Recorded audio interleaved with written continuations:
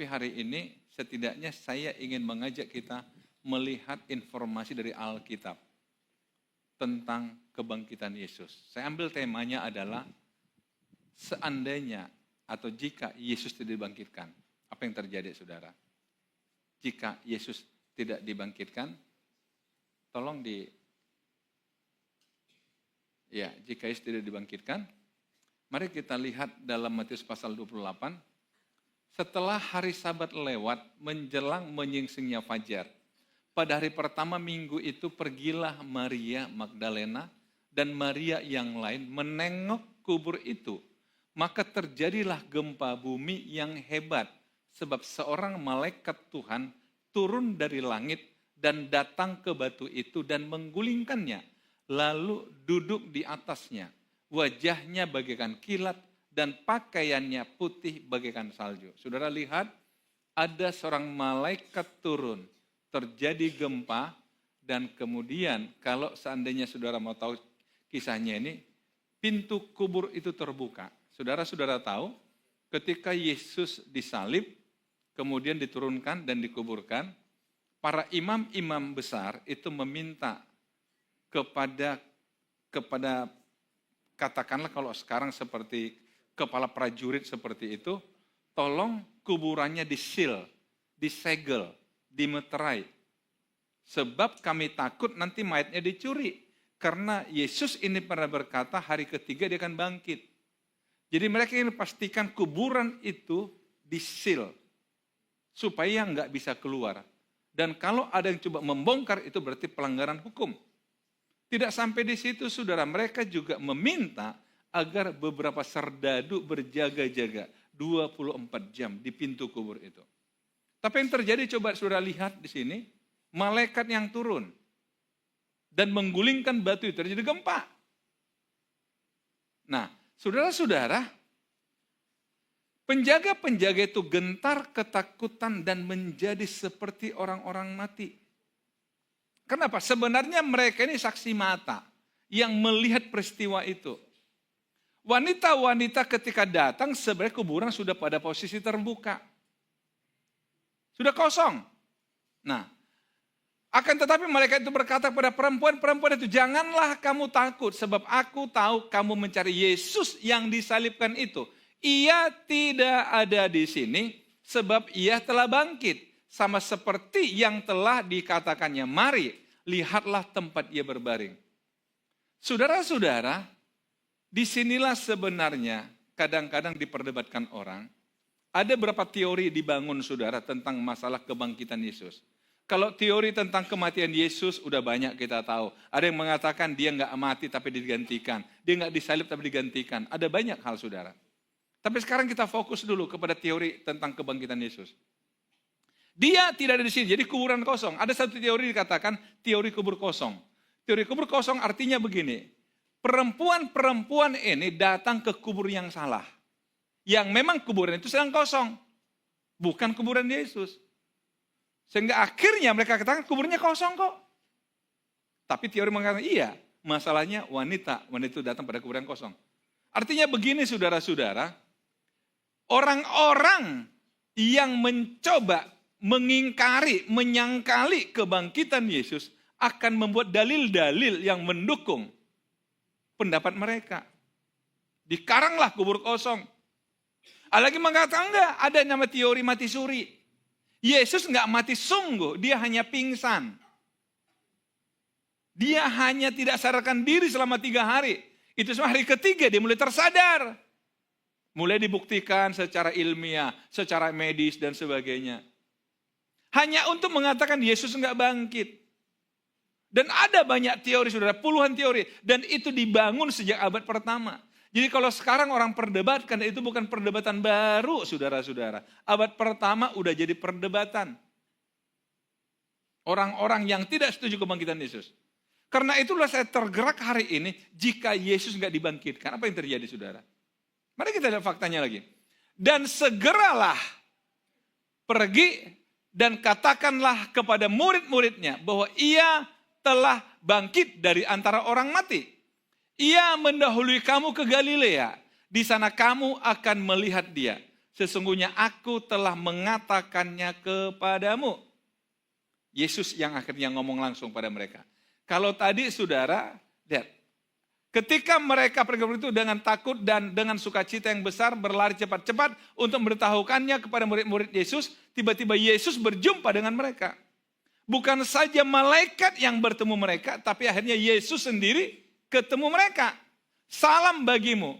Mereka mendekatinya dan memeluk kakinya serta menyembahnya. Fakta. Kalau Yesus nggak ketemu mereka, berarti orang kata, itu kan hanya ilusi daripada perempuan itu. Tetapi ini fakta saudara. Bukannya malaikat yang bicara, tapi ketika mereka mau jalan pulang, ketemu sama Yesus di tengah jalan. Maka kata Yesus pada mereka, jangan takut, pergi dan katakanlah kepada saudara-saudaraku, supaya mereka pergi ke Galilea, dan di sanalah mereka akan melihat aku. Saudara-saudara, kita harus apresiasi wanita-wanita yang pertama bawa kabar kebangkitan Yesus. Karena apa? Karena wanita yang punya hati pagi-pagi sudah ke kuburan. Pria masih tidur kali. Tapi wanita pagi-pagi akhirnya mereka yang tahu. Kepada mereka yang pertama kali dapat info tentang kebangkitan Yesus. Saudara-saudara lihat.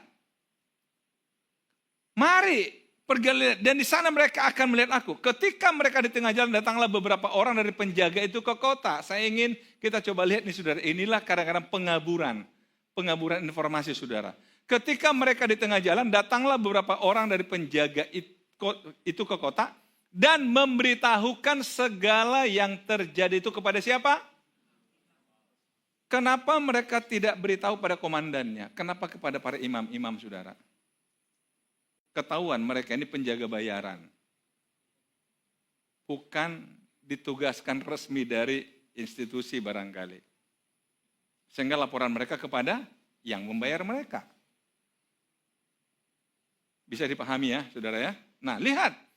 Dan sesudah berunding dengan tua-tua, mereka mengambil keputusan lalu memberikan sejumlah besar uang kepada serdadu-serdadu itu. Kira-kira ini uang sejumlah besar untuk apa? Untuk tutup mulut. Jadi tutup mulut itu saudara bisa berbagai cara, lewat makanan dan lewat uang. Iya, kalau orang kasih makan kenyang kan nggak ngomong dia. Tapi kalau ini saudara lihat, sejumlah besar uang pada saudara itu dan berkata, kamu harus mengatakan bahwa murid-muridnya datang malam-malam dan mencurinya ketika kamu sedang tidur. Siapa yang buat narasi ini? Para imam. Tetapi siapa yang akan memberitakannya? Para serdadu. Jadi artinya saudara, ada dua sekarang sumber. Satu sumber sebagai saksi yang mengatakan Yesus bangkit karena ketemu malaikat dan ketemu Yesus. Tapi justru saksi kunci, saksi mata, mereka dibungkam dan diberikan cerita yang lain. Jadi kalau sampai hari ini ada orang mengatakan Yesus nggak bangkit, ya nggak apa-apa. Berarti dia dari info dari sebelah. Dari tetangga sebelah. Dan apabila hal ini kedengaran oleh wali negeri, kami akan berbicara dengan dia sehingga kamu tidak beroleh kesulitan apa-apa. Bisa dipahami ya? Para prajurit saudara, kalau tadi coba lihat ketika kami sedang tidur, berarti kan lalai dalam tugas. Pasti kena hukum. Tetapi kami akan bicara sama atasan kalian. Supaya kamu enggak ada masalah, enggak dihukum. Lihat, mereka menerima uang itu dan berbuat seperti yang dipesankan kepada mereka. Dan cerita ini tersiar di antara orang Yahudi sampai sekarang ini. Cerita yang mana yang tersiar? Cerita bohong. Murid-murid mencuri mayat Yesus. Tapi syukurlah para wanita udah mendahului berita ini. udah cerita kepada murid-murid. Sampai hari ini akhirnya kebangkitan Yesus menjadi polemik, saudara. Karena ada cerita yang dikarang, tapi ada cerita yang sebenarnya. Ini kan karangan. Nah, karena itu saudara, jika Yesus tidak dibangkitkan, apa yang terjadi saudara? Mari kita lihat Alkitab, 1 pasal 15. Bagus kalau saudara bisa ada waktu baca seluruh pasal ini saudara, pasal 15 1 Korintus, supaya lebih detail. Saya cuma kutip berapa ayat aja. Sebab yang sangat penting telah kusampaikan kepadamu, yaitu apa yang telah kuterima sendiri ialah bahwa Kristus telah mati karena dosa-dosa kita sesuai dengan kitab suci. Dan bahwa ia telah dikuburkan. Dan bahwa ia telah dibangkitkan pada hari yang ketiga. Sekali lagi, mati, dikuburkan, dan dibangkitkan pada hari yang ketiga. Nah, hari yang ketiga sering juga jadi perdebatan. Karena apa? Kita selalu berpikir 3 hari sama dengan 3 kali 24 jam Yesus dalam kubur. Tapi baca baik-baik, di sini Rasul Paulus memberikan klarifikasi. Pada hari yang ketiga. Kita kembali Jumat lalu saya jelasin saudara, di dalam Alkitab dicatat jam 3 sore, di sanalah Yesus mati disalib. Pergantian hari bagi orang Yahudi terjadi pada jam 6 sore. Jadi dari jam 3 itu hari Jumat, ketika masuk ke jam 6 sudah hari Sabtu. Sabtu itu Sabat. Itulah sebabnya buru-buru mayat Yesus diturunkan dan dikuburkan. Karena kalau sampai jam 5 belum turun, maka nggak boleh diganggu. Harus sampai lewat Sabat. Karena dimulai jam 6 sore, saudara. Nah, Jumat, Yesus sudah mati.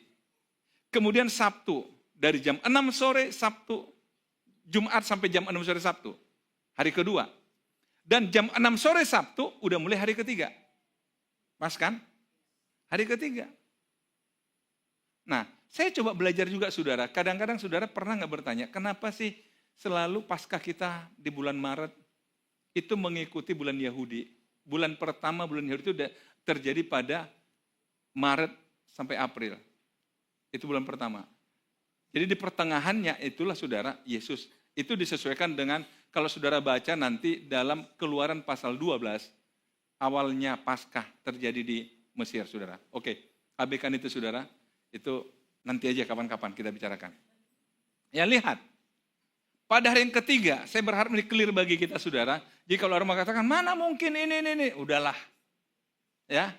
Sesuai dengan kitab suci. Bahwa ia telah menampakkan diri kepada Kefas dan kemudian kepada kedua belas muridnya.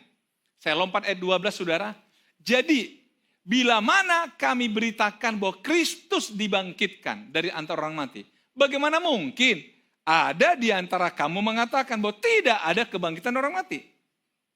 Kalau tidak ada kebangkitan orang mati, maka Kristus juga tidak dibangkitkan.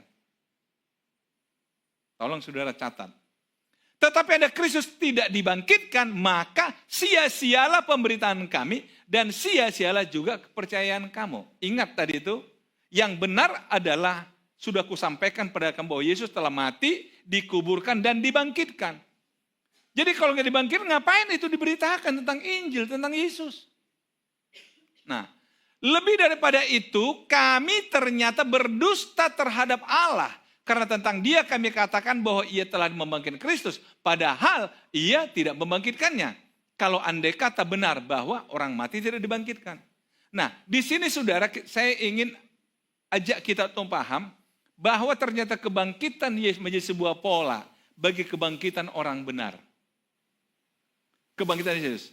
Sebab jika benar orang mati tidak dibangkitkan, maka Kristus juga tidak dibangkitkan. Dan jika Kristus tidak dibangkitkan, maka sia-sialah kepercayaan kamu dan kamu masih hidup dalam dosamu. Saudara-saudara, tadi sudah saya katakan, kenapa perubahan, orang banyak bertanya begini ya, kenapa kita sekarang ibadah tidak Sabat, tapi pada hari Minggu? Ibadah hari Minggu adalah perayaan kebangkitan Yesus. Dibangkitkan hari Minggu, hari pertama. Jadi sebenarnya setiap minggu itu rayakan kebangkitan Yesus. Minggu itu hari besar umat Kristen, saudara. Hari besar, hari kebangkitan Yesus. Jadi gereja di zaman dulu, karena begitu excitednya mereka, begitu, wow, udah setiap minggu pertama kita ibadah yuk. Kebangkitan Yesus. Bersukacitalah saudara. Jadi harusnya setiap saudara ibadah minggu, saudara percaya Yesus bangkit. Kalau nggak percaya bangkit, ngapain ibadah minggu? Itu artinya Paulus di sini. Sia-sia ibadah kamu, sia-sia percayamu, sia-sia juga hidupmu. Karena berarti kamu masih dalam dosamu.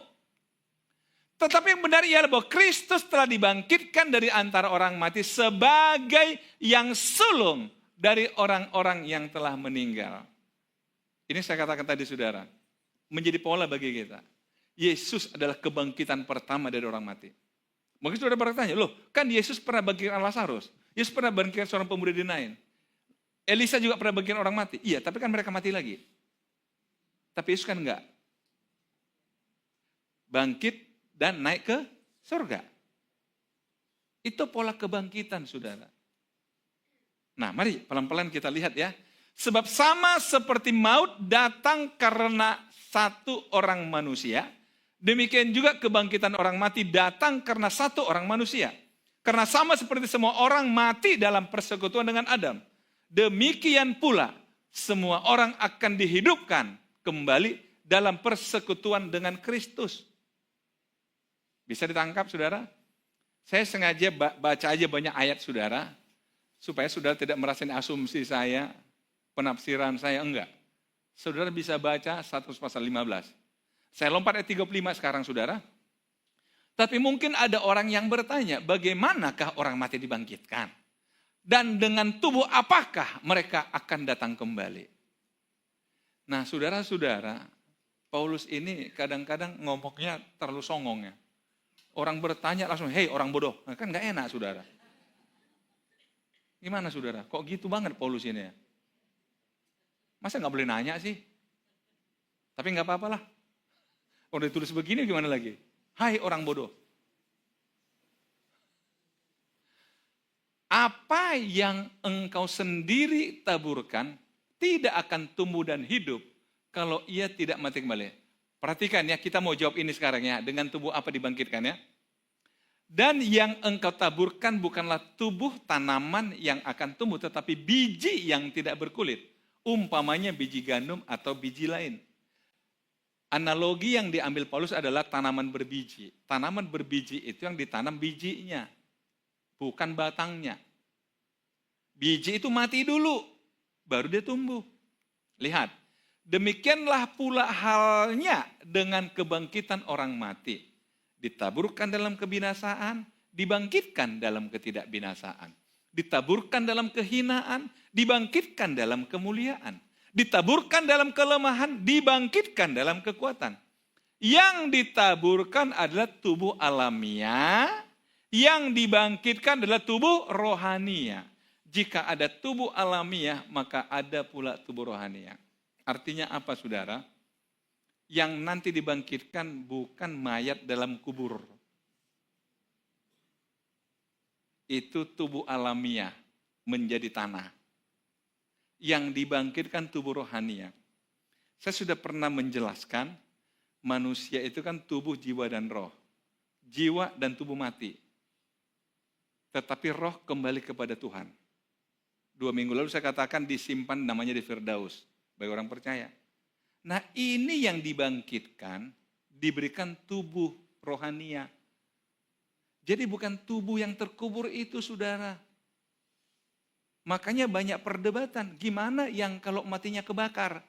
Kan jadi abu. Gimana kalau orang tenggelam laut dimakan ikan? Gimana apa yang dibangkitkan? Makanya banyak perdebatan saudara. Tapi syukurlah bukan itu yang dibangkitkan. Tapi saya bergurau saudara, saya katakan begini. Saya nggak setuju kalau tubuh dibangkitkan, terlalu jelek. Walaupun lumayan sebenarnya kan.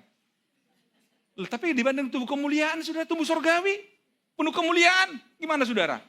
Masih memilih tubuh saudara ini apa tubuh kemuliaan saudara? Tubuh kemuliaan lah. Lihat, tubuh rohania. Mari kita lihat lebih jelas lagi. Seperti ada tertulis manusia pertama Adam menjadi makhluk yang hidup. Tapi Adam yang akhir menjadi roh yang menghidupkan. Tetapi yang mula-mula datang bukanlah yang rohaniah, tetapi yang alamiah. Kemudian barulah datang yang rohaniah. Manusia pertama berasal dari debu tanah dan bersifat jasmani. Manusia kedua berasal dari surga. Itu bedanya, saudara. Ya, saya sih enggak menyalahkan orang ziarah ke kuburan. Cuma kadang-kadang kok mesti dipas-pasin pada kebangkitan Yesus? Kok kesannya, termasuk juga saudara, kadang-kadang masih ada orang Kristen di kuburan masih berdoa sama opung. Bahkan minta berkat dari opung untuk cucunya, saudara. Ayo, minta berkat dari opung. Opung gak ada di sana. Kalau sungguhan dia, apalagi dikatakan ada orang, ayo bawa embus-embus kesukaan opung.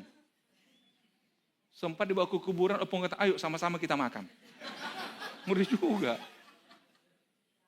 Enggak, saudara harus paham ini. Rohnya enggak ada di situ. Jangan sampai iblis mengambil keuntungan.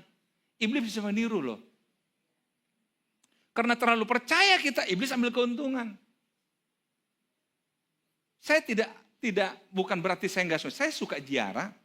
Saya kadang-kadang bisa, bapak saya dan mama saya kan dikuburkan di tebing. Kadang-kadang saya bilang, ayo kita ke tebing yuk, ke kuburan bapak mama. Namanya rindu. Masa nggak boleh sih? Tetapi nggak juga sana opung, berkatilah kami. Kan gimana, saudara? Supaya kita jangan salah, saudara. Ya, lihat. Manusia kedua dari sorga kok, yang dibangkitkan itu bukan tubuh itu. Lihat kembali sini. Makhluk-makhluk alamiah sama dengan dia yang berasal dari debu dan tanah. Dan makhluk-makhluk sorgawi sama dengan dia yang berasal dari sorga. Bisa ditangkap, saudara? Dari sorga. Tubuh kita nanti bukan itu dari sorga. Tubuh yang tidak dibuat dari bahan yang bisa rusak, saudara. Sama seperti kita telah memakai rupa dari yang alamiah, demikian pula kita akan memakai rupa dari yang surgawi. Saudara-saudara, inilah yang hendak aku katakan kepadamu, yaitu bahwa daging dan darah tidak mendapat bagian dalam kerajaan Allah. Dan bahwa yang binasa tidak mendapat bagian dalam apa yang tidak binasa. Mari saudara kita mulai paham. Karena itu kalau kita kembali ke Alkitab ini saudara, enggak perlu lagi kita katakan bahwa orang mati itu berhenti sementara. Enggak, itu berhenti abadi di situ, menjadi tanah. Tapi rohnya ada bersama dengan Tuhan ketika dibangkitkan, diberikan tubuh sorgawi, tubuh rohani, tubuh yang tidak akan lagi mengalami kematian. Jadi kita kembali, kalau Kristus enggak dibangkitkan berarti semua ini bohong. Tapi kalau sudah percaya sudah dibangkitkan, maka saudara dan saya juga akan mengalami kebangkitan yang sama. Memiliki tubuh kebangkitan yang sama. Tubuh yang memenuhi syarat untuk ada di sorga bersama dengan Bapa. Tubuh yang penuh dengan kemuliaan. Tubuh yang bukan lagi dikuasai dosa. Karena kematian Yesus sudah menyelesaikan dosa kita. Amin, saudara. Yesus bangkit, kita pun akan bangkit. Tuhan Yesus memberkati.